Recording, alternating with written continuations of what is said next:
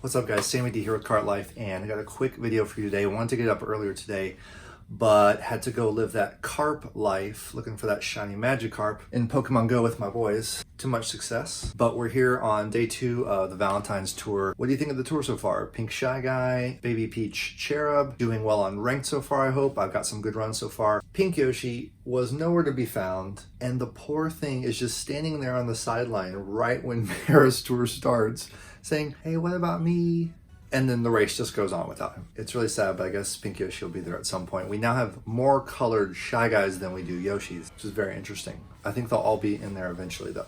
So more to come on the upcoming spotlights later in this video, as well as some really crazy cool news from the data mining that has gone on about some major new retro tracks coming to the game. Potentially. I'm going to break them down for you really fast, and some new carts, a couple other things. But the main reason I wanted to make this today was to tell everyone you must do the multiplayer survey that's in the new update. So in your news tab, there's a new survey about the multiplayer experience, the second beta run they've done the past week or two. I don't know if you got to play it, but I really hope you got to play the local play with friends specifically. It was so fun to finally play this game with your friends who know how to play. It was really fun. I can't wait to see what they finally do with the actual multiplayer, which is still maybe a little ways off. They asked a lot of questions in this survey, and there's some very fascinating questions I want to get into. But the best thing you can do is just fill this out and give them as much feedback from the fan base as we can. So there's some questions in there early on about how much you've spent in the game. They ask about, did you like or not like the fact that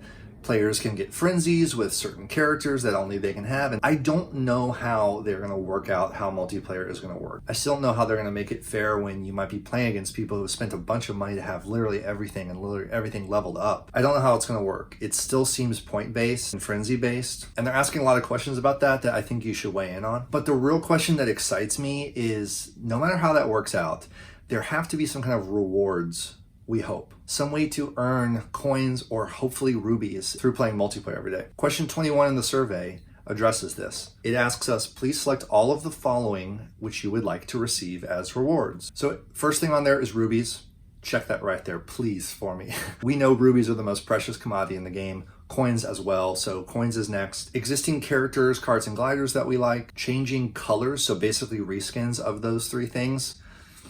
I didn't check those because we're going to get so many of those. Characters, carts, and gliders that you can only receive in multiplayer mode. That is fascinating and very intriguing to me. If they're planning like lots of additional characters that you could only get through multiplayer and then go use them in tour, that could be very interesting. Existing badges, new badges, player level experience points, tour points, item tickets, point boost tickets, level tickets, coin rush, star, quick tickets. And here's a super fascinating thing they've included.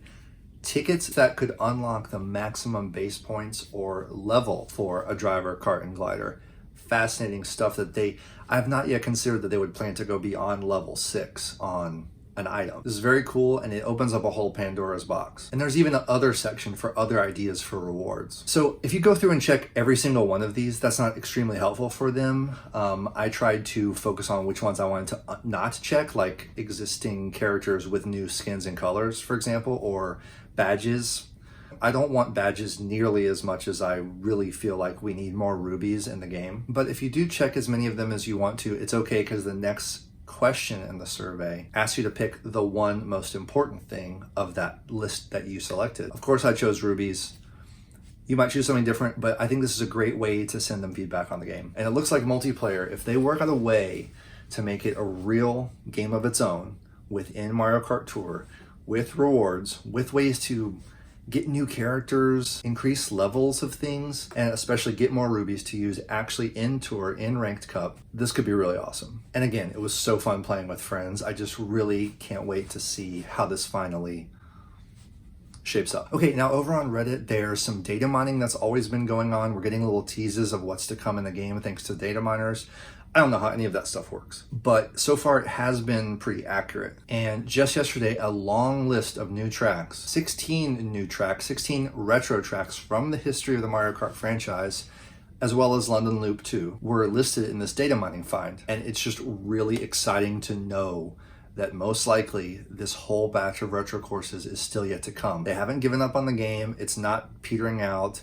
it's not planning to end anytime soon. Just taking 1 or 2 of these courses every tour, they have enough courses in this list to last through the next year. Some fan favorites like Toad's Turnpike from 64, as well as Moo Moo Farm and Luigi's Raceway from N64. Airship Fortress is super cool from DS. You're in one of the Super Mario Bros. 3 style Bowser airships. And then from DS, what I think is one of the all-time Mario Kart tracks, Delfino Square. Inspired by Super Mario Sunshine, it's the little Delfino town square, and it's a really fun track with lots of cool, hard angles and shortcuts. It's a little spoiler on my top 10 tracks I want in the game, but that's definitely in there. Very cool to see that they're trying to port that in. Plus a few from Mario Kart Wii that people have been really wanting, like Maple Treeway, which is a beautiful course, Mushroom Gorge, which is really fun, and Toad's Factory, which is a really fun time. And there's a few more from Mario Kart 7 on 3DS, like Music Park, and Maka Woohoo, which is a really interesting one. It's a period when Wii Sports had just come out,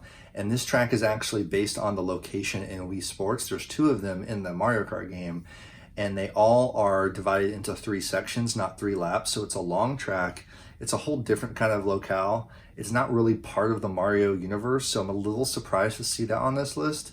But nonetheless, it's a really cool track, and we'll see if it happens. So in addition to the course list, there are a few karts that were data mined as well. Only like a handful. The Egg, the Bolt Buggy, Prancer, Cat Cruiser, which suggests a Cat Peach is around the corner perhaps. Blue Falcon, which is I guess a F-Zero car from when they did the F-Zero track in Mario Kart 8. And the Red Kitty Kart, which will be super exciting because the little green kitty cart is my favorite new cart. I really want it so bad. Not to mention they found a listing for a mirror mode. Now that we have reverse tracks finally in Mario Kart, which has been an amazing part of this game, we're not missing mirror mode at all when they just flip the track on its axis. So left is right, right is left.